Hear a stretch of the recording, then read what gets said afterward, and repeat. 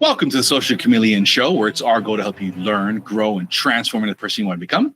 Today, I'm talking with workload management and productivity expert, Leslie Shreve. For over 20 years, Leslie has been on a mission to help C-level leaders, business owners, and motivated professionals take control of their workday with her unique proprietary system, Taskology, the science of getting things done. The system is simple, logical, and easy to use.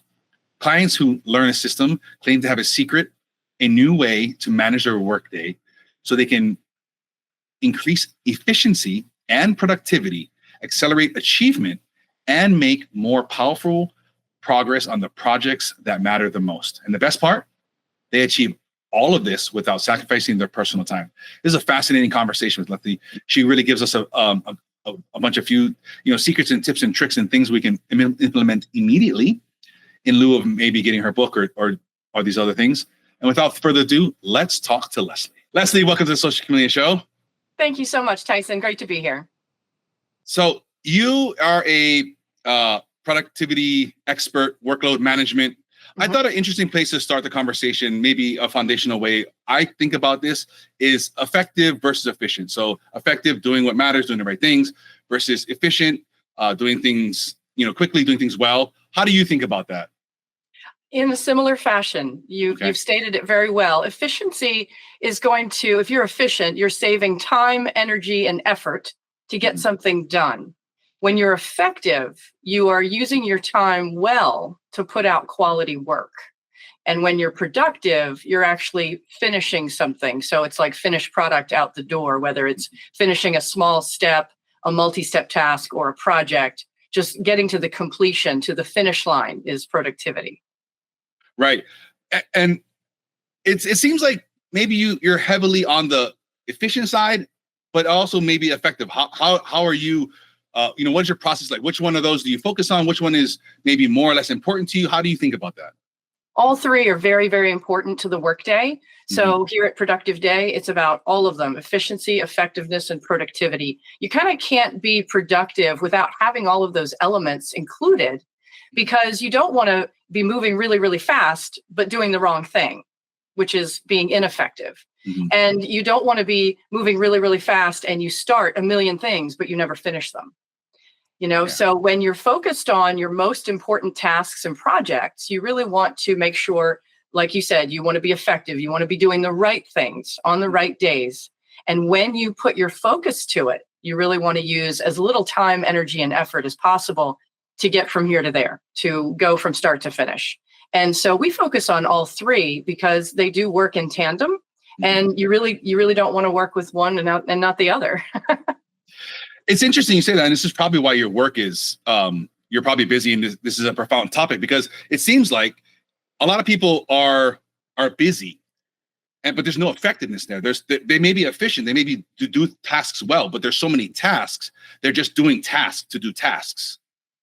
It could be. It depends on the job, the position, of course, the person who, whether they love what they do or they don't love what they do. Because when you think about it, when someone is really not all that jazzed about what they do for a living, it's so easy to waste time or be distracted or, let time slip away.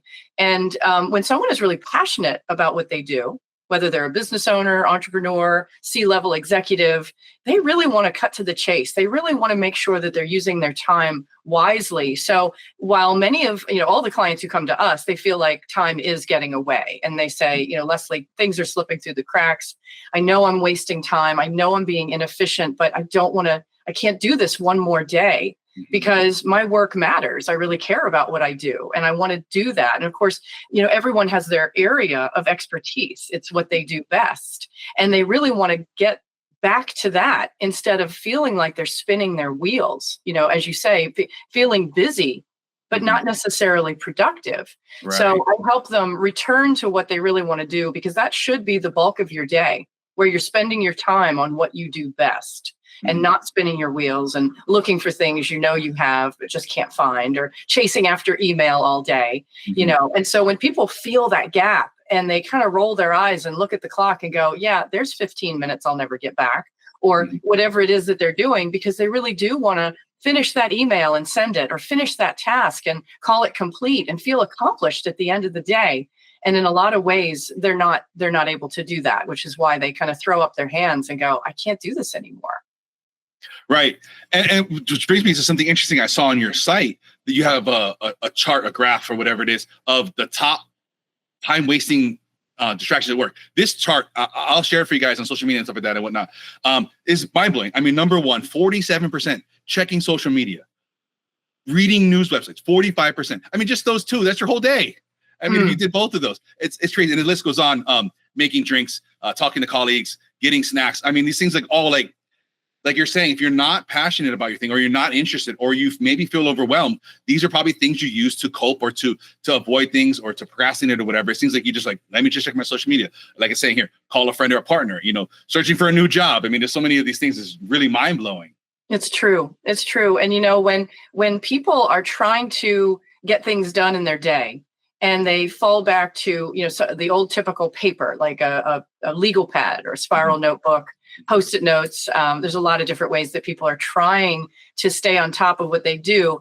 And when they use paper, because you brought up, procrastination, what's interesting is when you use paper to create a to-do list, and you mix up a bunch of different types of tasks, some are bigger than others, some are more like projects, some are multi-step tasks, some are ideas, and some are just little jots, that really don't have a complete sentence. So you might not figure it out later what that meant. Well, when you mix all of that up, and then you look at this list of like 25 different things that you wanted to do today, which is unrealistic to begin with. Right. What happens is they end up kind of looking at that list and stepping back and kind of pulling back from those things that seem too large, too big, not sure where to start that. And oh, that looks like a project. And it just kind of, it overwhelms them, just like you said. And then it does cause hesitation and procrastination. And at that point, when someone feels that way, it is easy to be distracted by something else that's going on. Maybe turn back to email, turn over to social media, or go down the hall and get another cup of coffee, right? Right. It's funny that you say that. I think about that too when I'm, whatever, 4:30, and I'm like looking at my things, like, okay, I got all these things done. I'm like, what am I going to do for the next, I don't know, whatever, hour or something? I'm like, I don't really want to start that right now, because with me, I'll get sucked in, and the next thing I know it's 6:30, and I should have been somewhere else, or I should have made dinner or something. So then I'm like, well, it's been a good day. YouTube sounds fun right now. And there's nothing wrong with that. I mean, it depends. You have to gauge what you've accomplished in the day, right? You have to gauge what are the top priorities. And of course, we all use that term priority. There should only be one priority at a time. And there is one per day. But your most important tasks, if you feel like you've accomplished the most important things that you needed to do today, but you still have an interest in reading an article, listening to a podcast, or watching a YouTube video that will enrich your knowledge, there's nothing wrong with that. That might be the perfect thing to do at lunchtime or at the end of the day when you're kind of spent, when our prefrontal cortex is worn out and the decision making gets hard. So nothing wrong with that at all. The difference is whether or not you got those important tasks done during the day. Because if you didn't, then you're right. You would want to take some of that time and try to knock something out that is smaller, maybe only fits into 30 minutes. And then you can feel good about that. I've read a lot, and I've heard a lot about maybe like time blocking or something like that, or different kind of strategies and stuff like that, or whatever. Is that something you do to say, hey, listen, go ahead and carve out some time in your day to go on social media for a few minutes, to go on YouTube for a few minutes, to go check your email? Is that something you think about it, or do you do something different?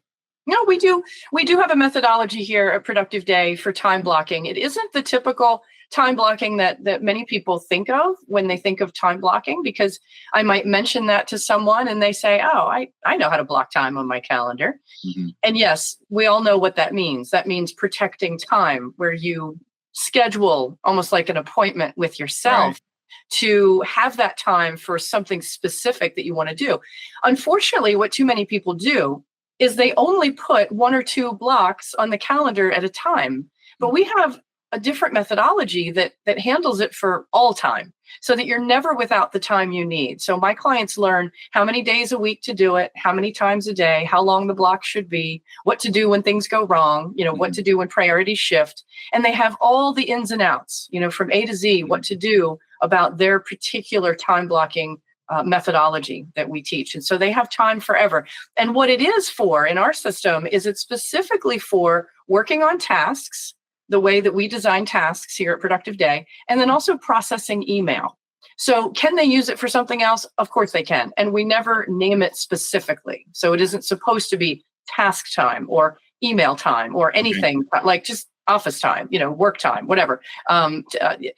Leslie's time, it can be something really, Tyson's time. It can be something really generic, because you have to be able from moment to moment decide exactly how you want to do it. And you want to be able to blend things. So if you need to get some email done, you can do that. If you want to knock out a couple tasks, you can do that. Or if you want to work on a special project, you can do that as well. But we do not schedule time for email throughout the day. Like, you have to look at it at 10 and 2. And, we don't do that. Okay. That's different per person, per job. This is how we customize the system that I teach so that everybody gets into the flow that works for them. And then they know exactly what to do from there. I like to do, and maybe you can help me think of a different way. I like to theme my days of the week.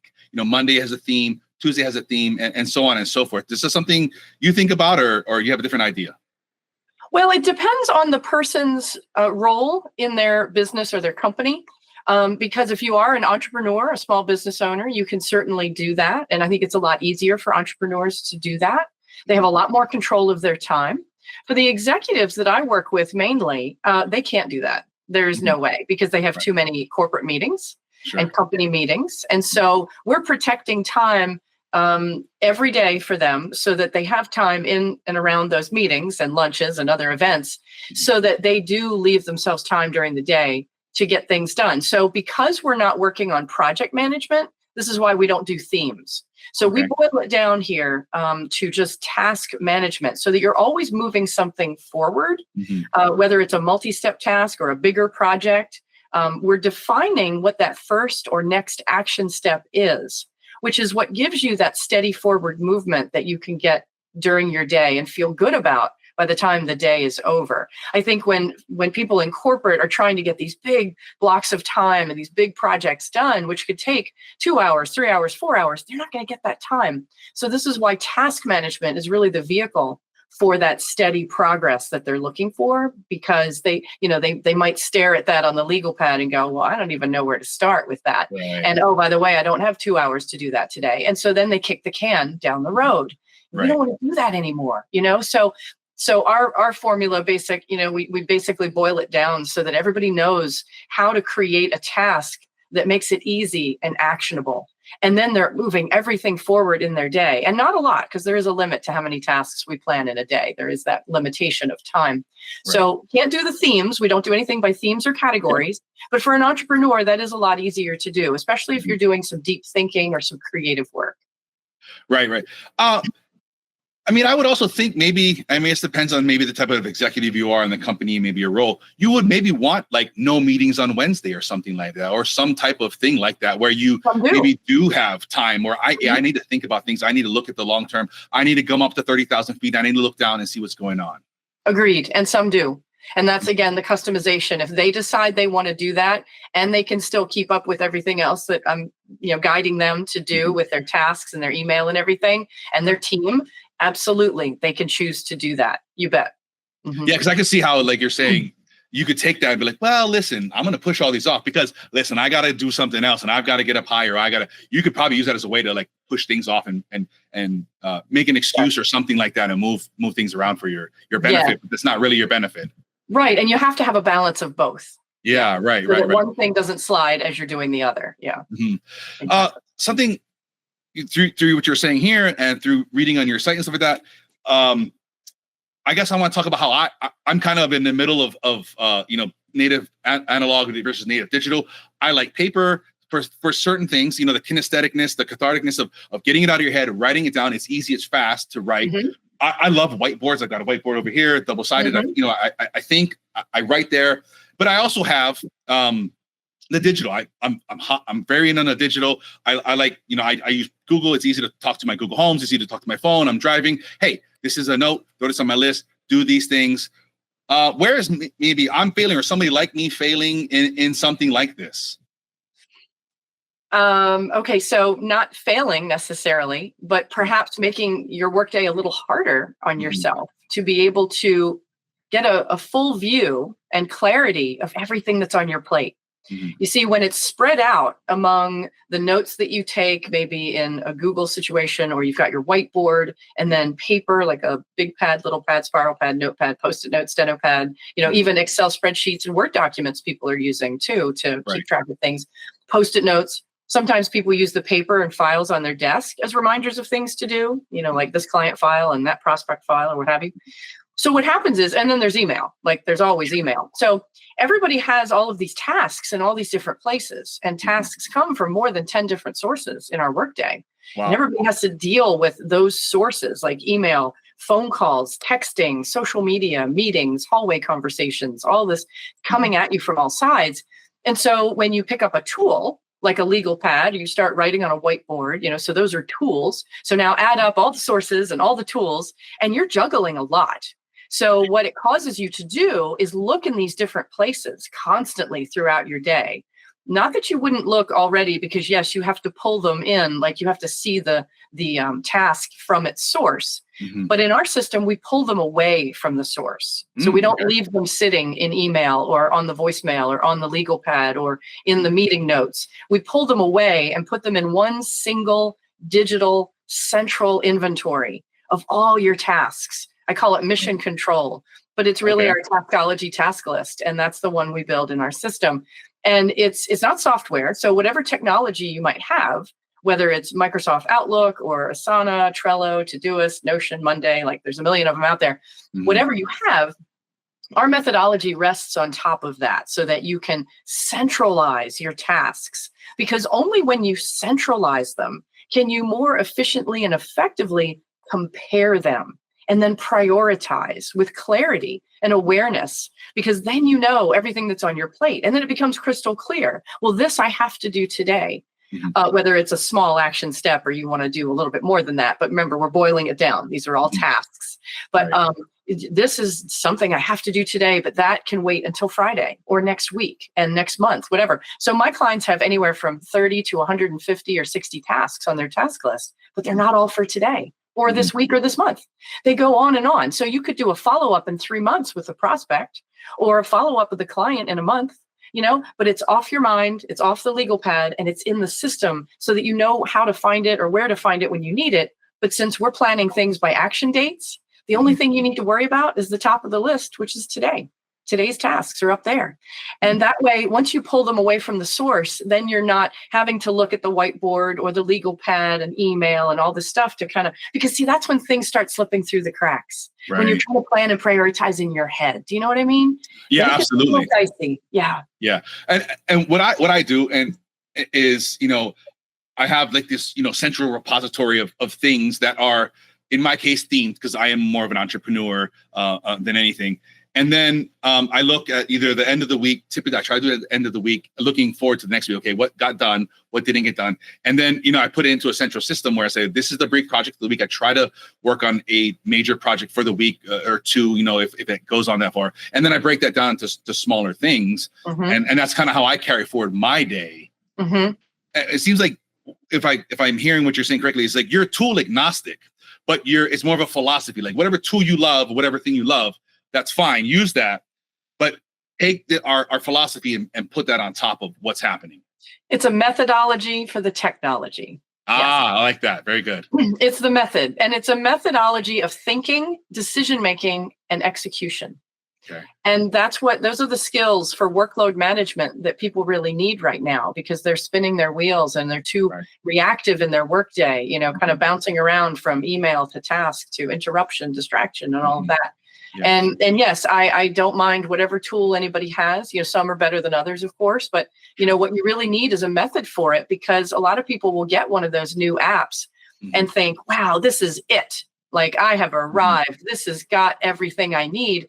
And yet they still get overwhelmed with how to use it and how to apply it to their work. And then there's so many bells and whistles and colors and categories. And oh my gosh, they go down all these paths, and these are long, dark, dead end hallways. And then they find themselves working too hard on the system and not enough on their work. And they get overwhelmed. And then what happens is they just stop. Mhm. They're like, well, this is taking longer than I thought. This is more complicated than I thought.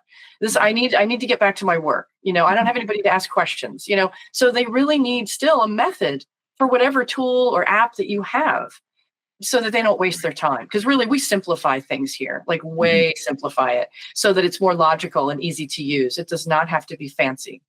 Yeah. Yeah, and through everything I've read and what you're saying now, I see that. I'm like, oh, there's not this fancy system of doing all these things. And I know what you're saying with those tools, and I'm sure you've had this same experience and whatnot. And it's like, oh, it's this new thing, oh, whatever. And you're like, oh yeah, and you spend all this time, and then like you're saying, it doesn't work, and it feels so much. And like so I kind of keep coming back to a more simplified system, a more something easy, something and think I know you say you're tool agnostic. Is there something maybe the listeners out there like, listen, but give me a tool? Is there something like a couple of choices you like to maybe steer people towards? If not, hey, it's okay. Yeah, I mean, my history really is in corporate America. So everybody there is stuck with Microsoft Outlook. Sure. And I happen to love that. So I never feel stuck. I've been using it for 30 years. And I know a lot of people really aren't comfortable with Microsoft Outlook. They don't love it. They're more, creative. They love the Apple, the Mac, and that's fine. That's fine. It's just that they have a different setup. It's so much more robust, though, in Microsoft Outlook, where they do include every component that you need in your day that represents all the processes of your day, because you really need something for task management, time management, email management, and information management. When you get into something like Google, you're going to be stuck, because in the old days, it didn't really have a task list or a to-do list. And even the one that is intrinsic to the system is like this tiny little postage stamp size thing, where I would say, go take a look at GQs, which is the Google version of task management. Or you could connect up with something like Todoist.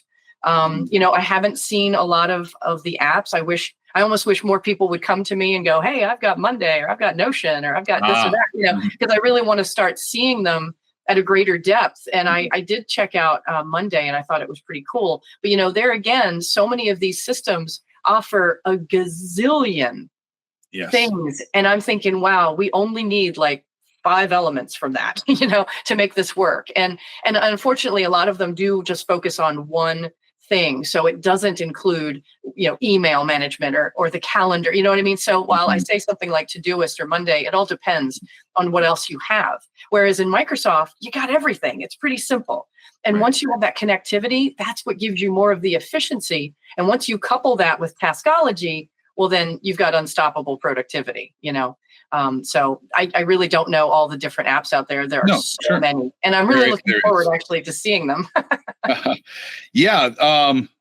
I've tried a bunch, and I just, like you're saying, I can't get them to stick. There's too much complexity, especially to being seamless between your phone and your computer. And I like to talk to my devices. I like to talk to my phone. I like to talk to my Google Home. And so a lot of things don't work and they don't integrate. And I'll be driving, or I'll be doing the dishes or something. I'll be working out, and I can just yell at my Google and they're like, hey, do this. So if that doesn't have those things, it's really going to fall off for me. What have you tried? What's some of the apps that you've tried? I'm trying to think. Wrike I really liked, but it gets, if you don't pay, it gets limiting. And I was like, I don't need all these things. I don't. And I've asked them, like, can I get something a la carte? I don't need all this. And like, no. Like, I don't need $100 a month subscription to keep track of my tasks. For me personally, it's just me. I outsource things. I subconscious things. I don't need this whole thing. I don't have a giant organization. I've tried, I think it's called ClickUp. That is pretty. I think that's pretty promising, but it's a thing. Like, I don't got time to import all this stuff. And I've tried Trello and stuff like that, and it's just like, this is great, this is cool, but I think unless you kind of start out maybe there, I think it's hard to move over. And I don't know. I just keep coming back to the simplicity. I know of Google, because it's just, for me, it's just easy, and I have a bunch of lists, and I've been using this for, I don't know, 15 plus years. So I've gone through the evolution of Google and how have they been. So I've kind of adapted myself to it. Maybe if I were to, I worked for the military and stuff, that we had Outlook, we had all these things, and I understand that robustness of it. And I believe you can get a free Outlook account with a Microsoft account. So I think that maybe somebody, if you're interested, maybe these other tools aren't working for you, maybe an Outlook account would be good. I might have to take a second look at that.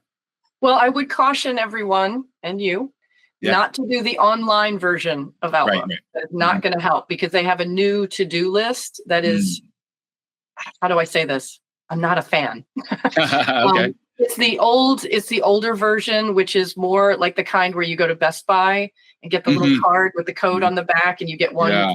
It's called Home and Business or something like that. Sure. With Home Word and Office. Sheet, Excel. It's and everything like Windows. that. It's Okay. Windows, so that you get Microsoft Word, Excel, and it's called Home and Office or Home and Business or something like that. Like, don't do Sure. the student thing.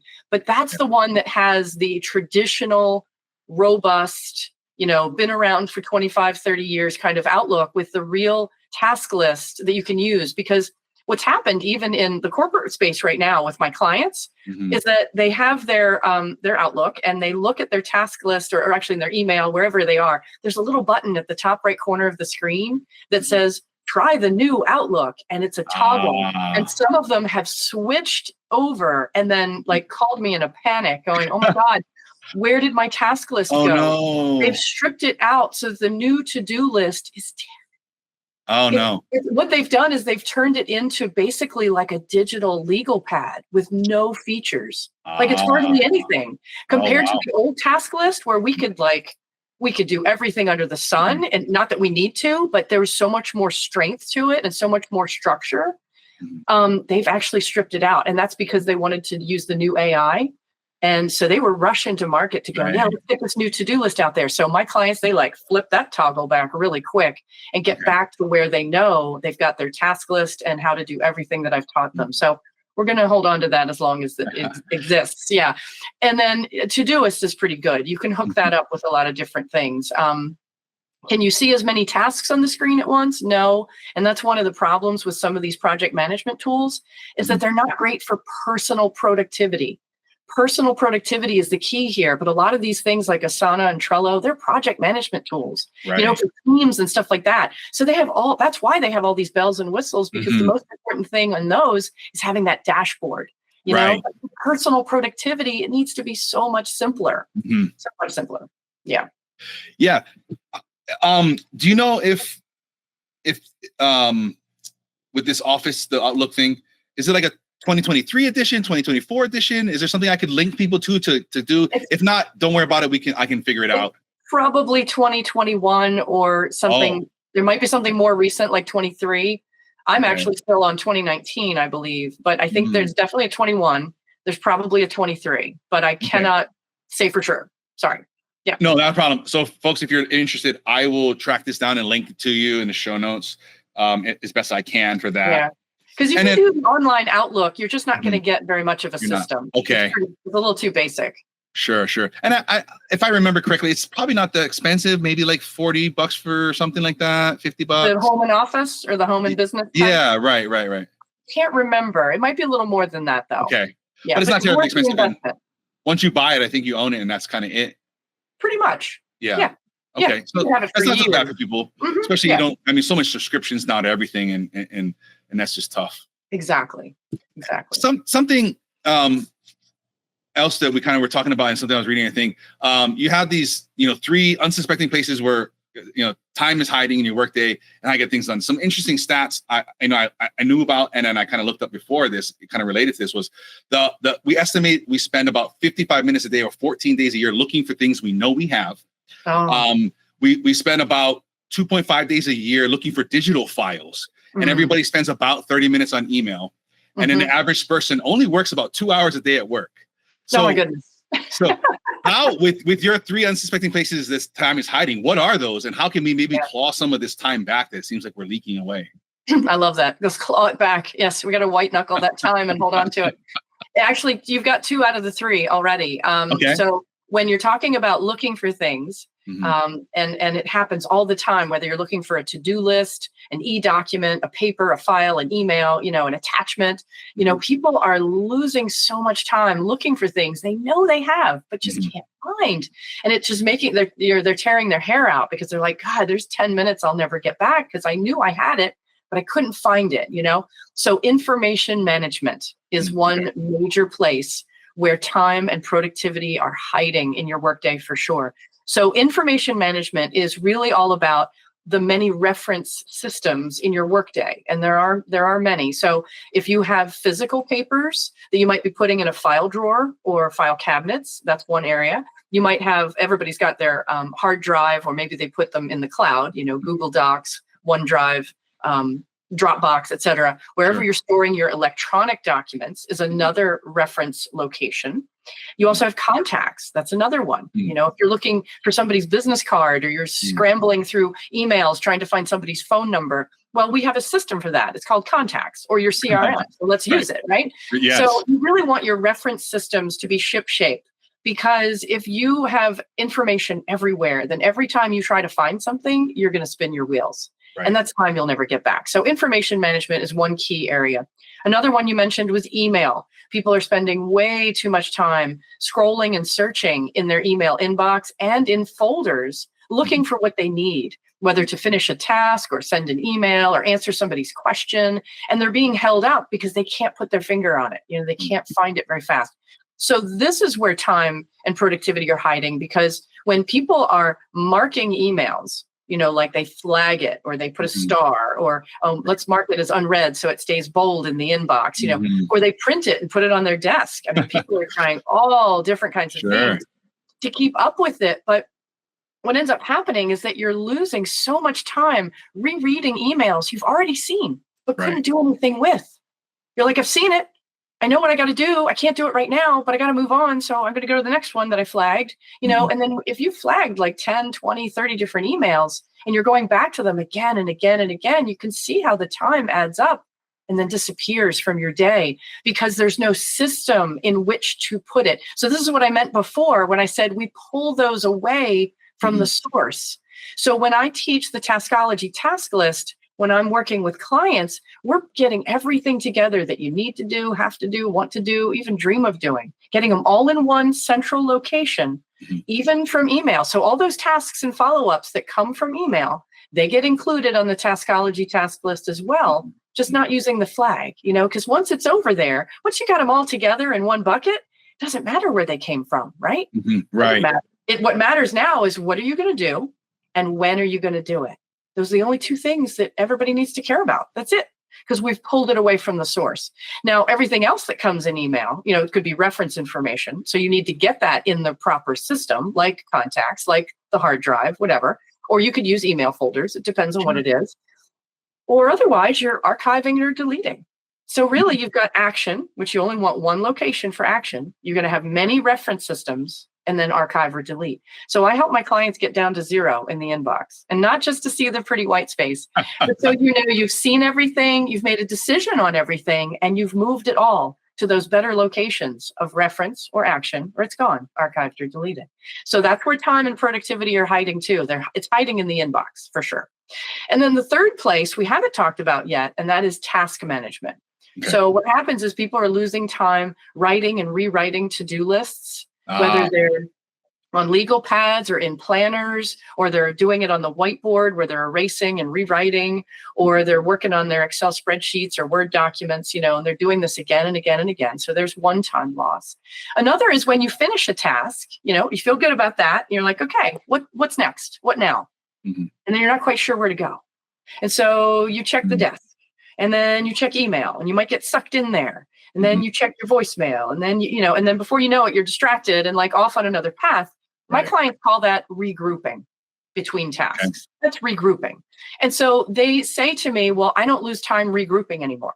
I know I'm finished with this, and I go right over to that. And they know, they just keep their pace, and they know exactly what they're doing from moment to moment, because they have that clarity of having it all in one location. Again, not all in one day, but all on different days, but in one system, so that they can effectively compare and contrast the many things that they have on their plate and make smart decisions about how to spend their time. So task management is one of the places where people are spinning their wheels for sure. And never mind the whole reactivity part, right? So let's say you're working on something and you've got a plan for the day, and then all of a sudden, Mary comes into your office, or Bob calls you and says, hey, where's that thing? And you're like, oh, crap, I forgot about that.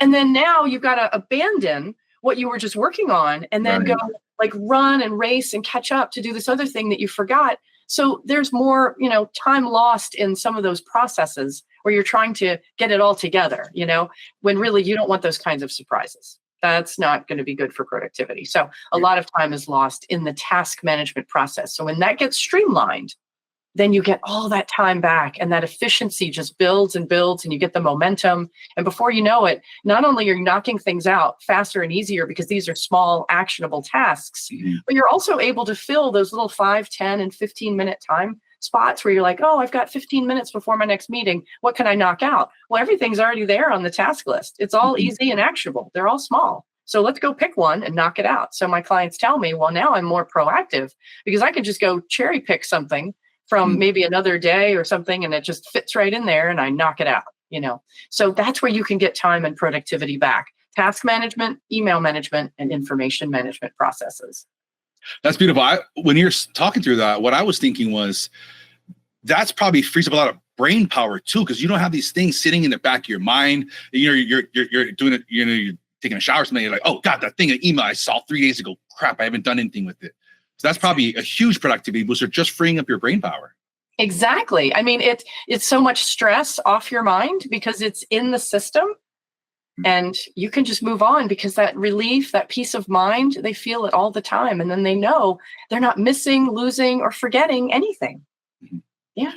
What's a quick thing for people listening? They haven't quite got your system yet. We're going to go do that later after this podcast is over. What's something they can quickly implement right now to help them with Inbox Zero, or even just thinking about that, because that could be overwhelming. Inbox Zero could be 3,000 emails. I mean, that could be overwhelming. But what's something we can just get people going right now? Sure. So the one thing I would say, there's a couple steps you can take. So when people have thousands of emails in the inbox, that means it's going back a ways. It's not just this year. Oh, yeah. So what you want to do is you want to get those older years just out of the inbox, because they're not where the actionable stuff is. It's not the hot stuff anymore. It's kind of passé. So create a folder on the left side of the screen. And let's say you have emails in there back to 2020, just making that up. Oh my gosh, my clients, they could go back farther than that. So let's say you create a folder that says 2020 to 2024 emails, because we're in 24 right now, but we're far enough into the year that I'd say include 2024. Sure. So take all of those emails out. And see, this is another reason why I love Microsoft Outlook, because you can bulk, move, and delete, where it's really hard to do in Google, which makes me a little crazy. But and if anybody out there knows how to delete more than 50 at a time or move more than 50 at a time, somebody needs to tell me that. I think 100 is the most you can do. Or that. Yeah. So that's what makes me crazy. Yes. But anyway, in Microsoft, you can take like whole boatloads of them and just get them out of the inbox and into that folder. Right. So then you're left with and I would say, because we're in October right now of 2024, take all of 2024 and put it in that folder up till the last 3 months. So what would that be? September, August, and July. So I'd say go up to July 1st, because we're not that too far. We're halfway through October, so maybe July 15th. So you want to keep the most recent 3 months in your inbox, because that's where the hot stuff is right now. And for me and my clients, this is where all the lessons are. This is what we talk about. We don't talk about those other gazillion emails. No, you just need to get them out of the inbox, because the inbox really is a place to bring new emails in. This should be stuff you haven't seen yet. Okay. So think about it like the mailbox at home. You wouldn't just keep stuffing mail back into the mailbox at home or leave it on your kitchen counter. No, you're going to process it and move it to where it needs to go, because that mailbox is really for the new email coming in. It's a decision-making field. So make your decisions and then get it out. So we move that first. Then when you look at those 3 months of email, this is where you're going to do the decision making. Is it action? Do I have an action step? Is it reference? Is it going to be valuable to me? Because if it isn't valuable at that point, and we're in this 3 month period right now, go ahead and delete it or archive it. Like if you see no value, well, get it the heck out of there, and going forward every day, don't just bypass those emails and just collect everything. No, get it out. I cannot tell you how many people recently have contacted me and said, Leslie, my Google is at its limit. What do I do? And I'm saying, I heard that the other day.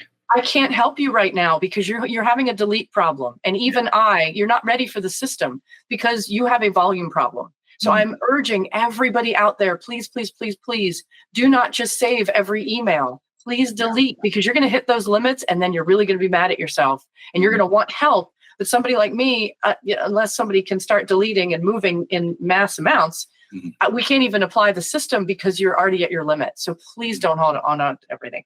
Let it go. So then you're looking for action. You're looking for reference. Get the reference into the systems that you know you want to keep it and go, yep, I know I can find it there again. And then start a central digital task list in whatever tool you want to use. Get it all together. Like you got to get it all in one bucket so that you can effectively compare and contrast your tasks. So those are the three things you really want to do. You want to find the action. You want to get the reference out of there. Obviously, get the older years out first. And then start deleting, because that's going to help you get closer to zero. And again, it's not just for, oh, look, I'm at zero. No, it's for clarity. It's for knowing that you've pulled your tasks out. And I tell my clients all the time, like, don't let that build up again, because the most important thing is not necessarily zero in the inbox, even though that's the goal. The goal is because you want everything on that task list, because that's the power of decision. Right. I don't know if you would agree with this trick or tip or whatever it is. A lot of times with people have big, massive inboxes like that, you can create a filter real quick that says anything that's unsubscribe, just delete it. A lot of people will just purge thousands of emails just by getting rid of anything that says unsubscribe, because it's probably some type of newsletter or something. If you want, sure. Yeah. I mean, I wouldn't stop anybody, but I wouldn't say that's part of our system, but I would say people feel free to do that. Yeah.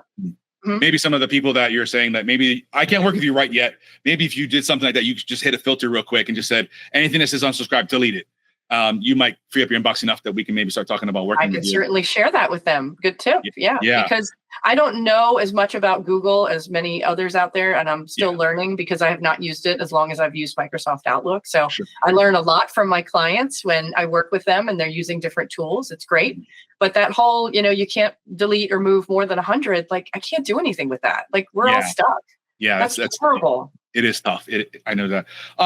One thing you're talking about, and I'm wondering how you think about this, is if this is a part of your system or not. A lot of people have back and forth conversations in email. Is that something you tell clients, say, listen, let's get this out of email, or do you think it's okay to stay in the email? It depends on what it is. I mean, I know that's a terrible answer. It depends. But if it's a decision that needs to be made with more than one person, and it may be two or more people, I think a lot of people want to keep it in email so they can follow that decision tree and that decision path that, this is who said what and why we decided this a while ago, whatever. If it's two people where it's just you two, and it seems like it's getting muddy and mucky and it's going back and forth like more than 3 times, then I say, pick up the phone. Just pick up the phone. If you're not getting quick answers or resolution within a couple back and forths, pick up the phone, because it's too much. Yeah, absolutely. Yeah, too many people are not using the phone right now, actually. And they could really cut to the chase a lot faster if they did just pick up the phone and just really get to the bottom line. Even jumping in a text or a chat, it's like, this is the same thing. Stop it. Just. Right. Or instant messaging. Yeah. Just all the back and forth. And then it goes on and on and on. That's too much. Yeah. And so many people spend their time like, well, I got to wait. I'm waiting for an email back. I'm waiting for a text back. I'm waiting for a message back. And you spend a lot of time in that kind of idle time or something like that. And your brain is like being pulled, like, wait, I'm waiting for something back, versus being able to move on. Which is another thing that we handle in the system for sure. We call that pending tasks and things you're waiting for from other people. So that those things don't spin out of control. They actually turn into tasks, because without exception, I mean, very few exceptions, I should say, all of those types of things almost always turn back into action for you.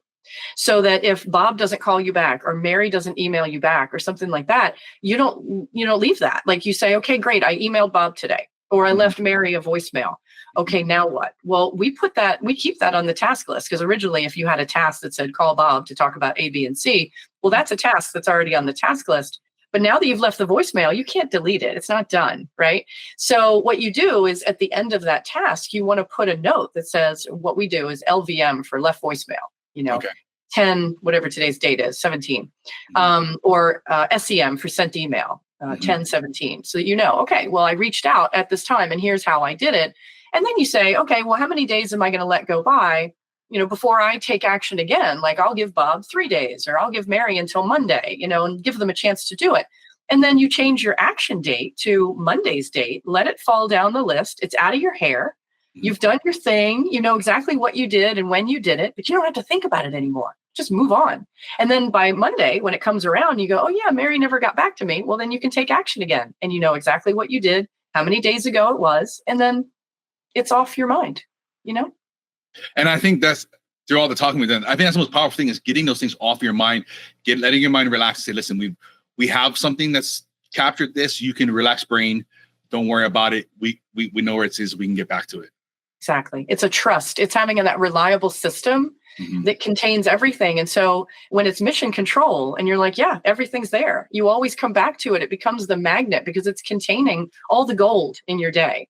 It's everything. And the more you just keep pulling them away from their source, get it into this one inventory, and you trust everything's there. And then if you have to pivot, which many of us do, I mean, our day always changes, right? And priorities always shift. Because that's one of the biggest questions I get. Well, Leslie, what if my day changes? Well, you should be able to pivot and turn on a dime, but without missing, losing, or forgetting anything. And that's what this kind of system will give you, is that peace of mind and that trust. Yeah, that's the scary thing people have, is that, like, if I do this, I'm going to forget something. I'm going to miss something. I'm going to drop the ball. Right. Yeah. Right. And you don't want that feeling. Oh my gosh, that's such a burden on your shoulders and on your brain. And yeah, life is too short. Like, let's just alleviate that so that, you know, it's all right there. Yeah. It's easy to remember. It's all right there. Yes. And so if people want to continue the conversation, you have your Taskology book, you have productiveday.com. You have some amazing free resources I went through, looking for your number one productivity blind spot. You've got the quiz. You got 7 surprising secrets to time saving. You got your productive day smart steps. Is there anything else we want to point people to continue this conversation with you? Maybe get a consultation or something with you? You know, they can always schedule a call with me. We've got the book a call button on the website. You can always have a chat with me. We've got a 45-minute workday breakthrough call. You're welcome to free call. You know, you're welcome to talk with me about anything that's going on in your workday. I'm glad you checked out the resources. I saw that you were on the site doing that. I really love that that quiz. What's your number one productivity blind spot? And I encourage everyone to jump into that, because it's a short quiz, but it's a fun quiz. And on the other side, you find out if you're a giver, a marker, a jumper, or a detective. So that will help you find that one spot in your day that is not working for you. And then you get your own unique results report. And after that, you get another special insights report that I've written just for your particular blind spot, which helps you understand what's really going on with that blind spot and how to fix it in your day. So yes, definitely do the quiz. The Smart Steps, that's a 52-week audio series. I welcome everyone to listen to that. You get one audio in your inbox every week. It's only 2 to 4 minutes. It's a short one, but they're all strategies straight from Taskology, and you'll get one every week for a whole year. And then you mentioned the special report, 7 Surprising Secrets to Saving Time. That's a nice report that kind of expands on what we talked about today, with where time and productivity are hiding. And yes, if anyone has something they want to talk about and maybe a chat, we can definitely book a call and we can talk about your particular workday and how to help you have the most amazing workday, the workday you've always wanted. Perfect. Yeah. And don't worry, folks, if you're listening, driving, or whatever, I'll link to everything in the show notes for you guys. And if you couldn't guess, I'm a jumper. I took the quiz and did not surprise me at all. So task management. Right. Definitely. Yeah. So to wrap here, what I love to do on a social community show is I like to have a weekly challenge for everybody, for our listeners out there. It could be something we talked about here today. It could be something maybe we didn't, but I'd like to give you the opportunity to issue this week's challenge to the listeners. Okay. I challenge you to make more decisions about the information you receive, whether it's an email or it's paper, or it's notes that you're taking. Maybe it's snail mail that's coming into you from out there in the world. But whatever you bring in or receive in your workday, or it's e-documents, there's another one, make decisions about what you receive. Is it valuable to you? Is it useful to you, whether now or in the future? And then I challenge you to get it in the system where it is meant to be stored for reference or placed for action.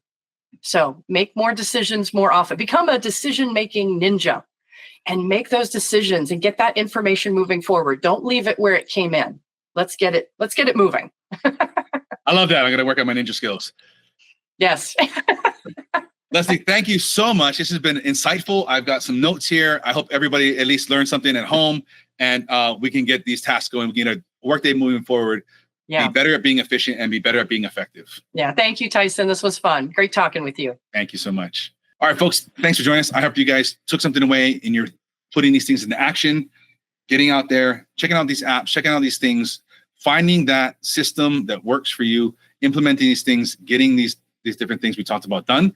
And if you know somebody that could use this information, maybe get the book, get the different training she's got, share this with them. I recommend sharing with at least 2 other people. And maybe this one especially is a work-related share, so you guys can get things at work moving smoother, and better, and accomplishing more, and not feeling that burnout. If you'd like, you can connect with us on Facebook, Instagram, Twitter, YouTube, and your favorite podcast app. For past episodes and links to everything we talk about here today, visit thesocialchameleon.show. Until next time, keep learning, keep growing, and transforming into the person you want to become.